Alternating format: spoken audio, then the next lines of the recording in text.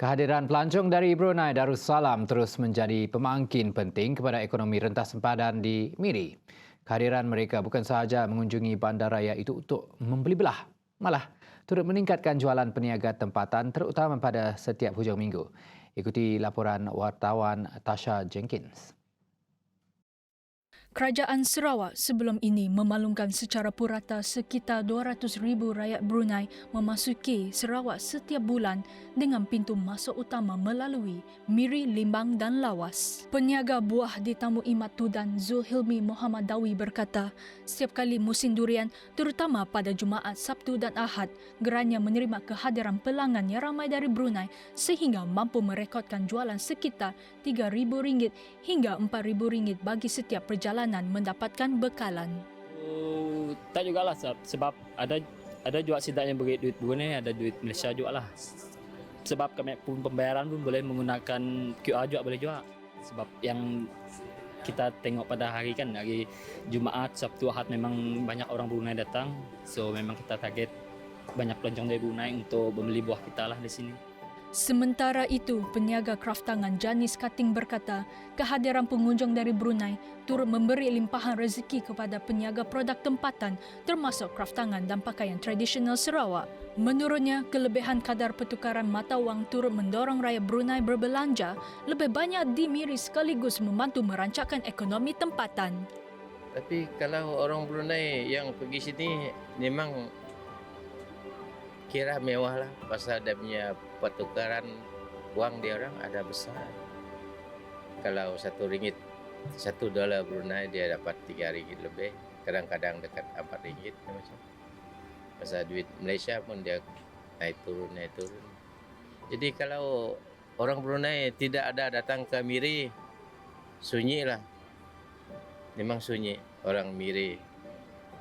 Di bandar Miri pun dia sunyi juga karena itu memang ada impact lah orang Brunei datang ke sini.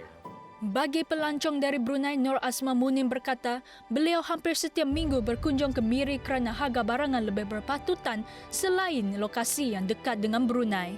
Beliau lazimnya membeli barangan keperluan harian, pakaian serta mengunjungi pusat beli belah kerana menawarkan lebih banyak pilihan. Supermarket lah, shopping mall lah.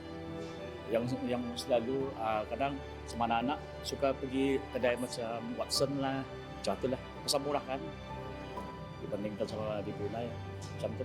Seorang lagi pengunjung dari Brunei, Muhammad Adi Afnan berkata, kewujudan jenama pakaian antara bangsa yang belum beroperasi di Brunei turut menjadi tarikan utama.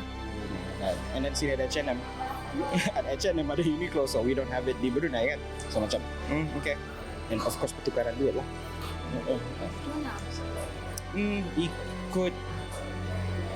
Ikut masa lah, not all the time lah, but whenever ada info, kalau pertukaran tinggi, why not?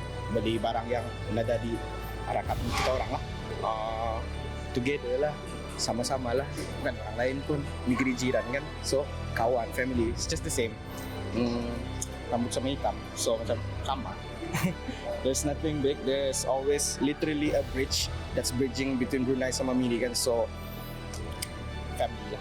Bagi tempoh Januari hingga Mei tahun ini, Sarawak merekodkan hampir 2 juta ketibaan pelawat dengan lebih 647,000 daripadanya merupakan pelawat dari Brunei sekaligus menunjukkan permintaan terhadap aktiviti pelancongan rentas sepadan kekal kukuh dan terus menyumbang kepada pertumbuhan ekonomi di bahagian utara Sarawak, khususnya Miri. Hubungan antara Miri dan Brunei bukan sekadar dipisahkan oleh sempadan tetapi disatukan oleh aktiviti ekonomi yang saling melengkapi. Selagi aliran perdagangan dan pelancongan terus berkembang, Miri dijangka kekal sebagai pintu masuk utama ekonomi rentas sempadan di utara Sarawak.